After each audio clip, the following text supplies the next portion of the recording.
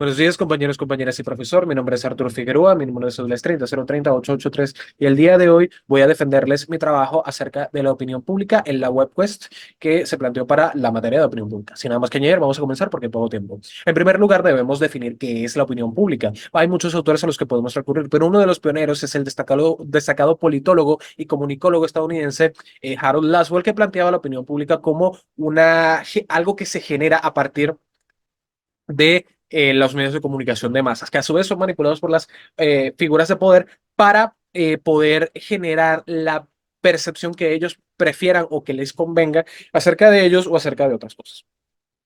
Es una opinión que tiene mucho que ver con el tema de la política, que contrasta bastante con la que tiene, por ejemplo, Jürgen Habermas en su trabajo de la acción comunicativa, en la que básicamente plantea que la opinión pública se forma en la esfera pública y que es como un espacio en el que las mentes humanas, antes más limitadas a las más brillantes y ahora en general con todos los seres humanos, debatíamos acerca de qué opinábamos o qué deberíamos hacer con respecto a ciertos temas y finalmente se llevaba a una conclusión que debería ser la más racional y lógica y esa se convertía en lo que conocemos como opinión pública. En general, la opinión pública es la opinión que se forma el común de la gente, la mayor parte de la gente respecto a algo. El proceso mediante el cual se forma varía según lo que opinen distintos autores o el contexto en el que se esté llevando a cabo esta formación de opinión. Pero en general, el concepto básico es ese. Ahora, con respecto al contexto histórico, la opinión pública viene desde muy antiguos autores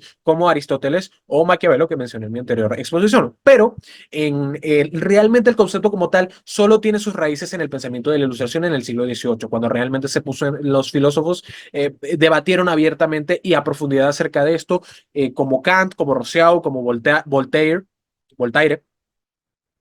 y en cómo influía en la política de aquellos tiempos que usualmente, en la que usualmente el Estado tenía el poder absoluto sobre todo, todas las decisiones, estamos hablando de una época de los monarcas o de los congresos y los senados, y ese poder absoluto que ostentaba el Estado tenía que ser contrastado con algo. Ese algo era la opinión pública. Básicamente era como que controlaba la cantidad de poder que tenía el Estado en aquel momento.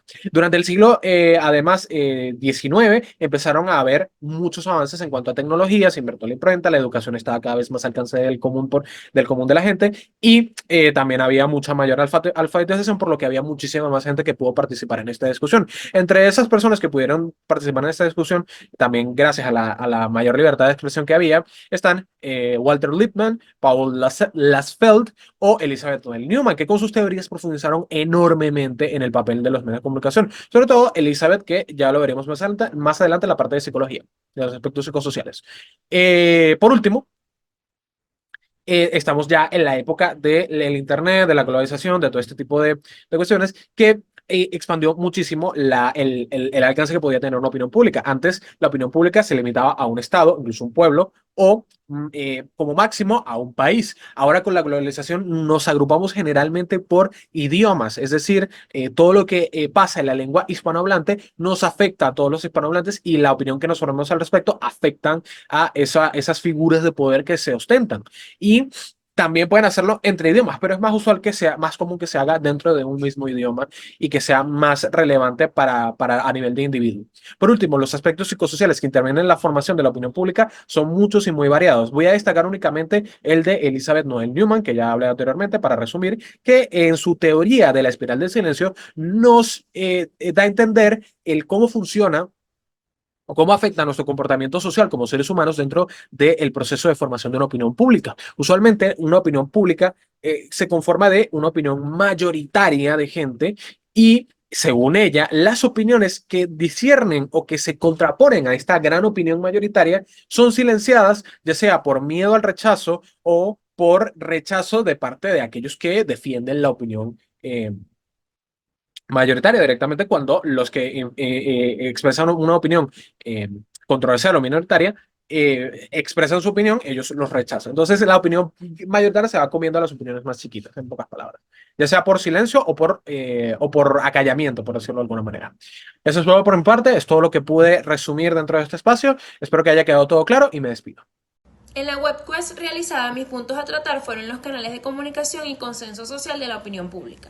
Allí se exploraron diversos aspectos fundamentales para comprender cómo se construye y difunde la opinión pública en la sociedad actual. Se analizaron tanto los canales de comunicación tradicionales como los digitales, destacando su influencia en la formación de la opinión pública. También se abordó la importancia de los medios de comunicación, las redes sociales, los grupos de interés y las instituciones públicas como actores claves en la configuración de la opinión pública.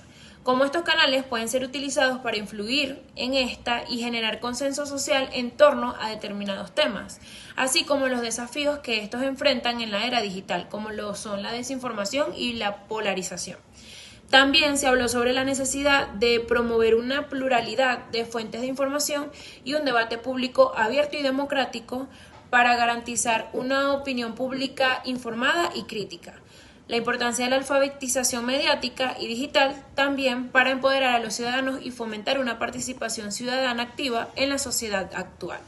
En cuanto a la realización del proyecto, además del foro interactivo de la plataforma, mi compañero Arturo y yo nos estuvimos comunicando por un chat grupal vía WhatsApp, donde nos distribuimos equitativamente los puntos que le correspondían a cada uno. Yo me encargué de crear la webquest desde cero, agregar lo que era la presentación, la descripción, establecer la estructura que se pedía en la asignación y dejar mi parte. Así como también este video me encargo de grabarlo y enviárselo a mi compañero, quien se encargará de unir el de los dos y subirlo a la plataforma de YouTube. Puedo decir que estoy satisfecha para esta asignación, ya que hubo un trabajo en equipo muy conforme.